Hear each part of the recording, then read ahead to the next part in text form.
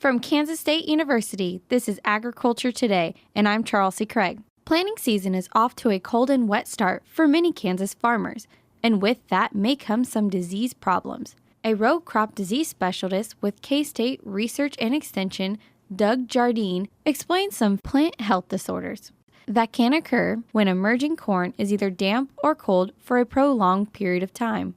Physiological disorders or environmental disorders that can occur. And the one that we find most commonly in Kansas is one we just kind of generically gave the name to it many years ago. It's cold weather crown stress. Cold weather crown stress, there's kind of two factors involved. One is that corn, of course, doesn't like real cold weather. We'll just put it that way. And when you expose some of these warmer temperature crops, if you will, to extended periods of cold weather, the membranes in the cells become damaged and they would get what we call leaky. Things start leaking out of the cells, which is never a good thing.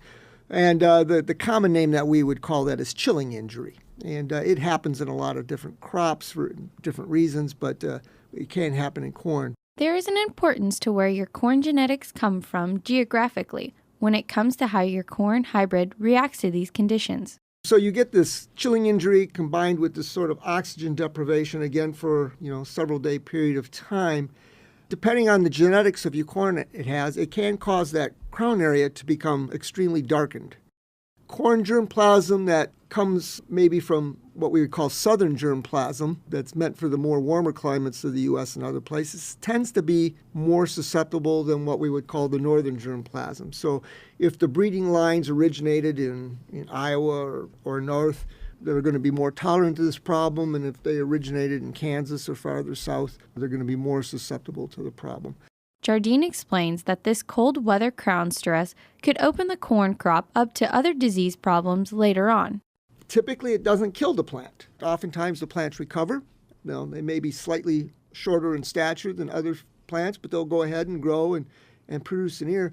But if we get into, say, mid to late August and we become very water deficient from drought and high temperatures because that damaged crown is still there, the plant is, again, less efficient, and it's a good time for stalk rot to come into the plant and kind of finish it off.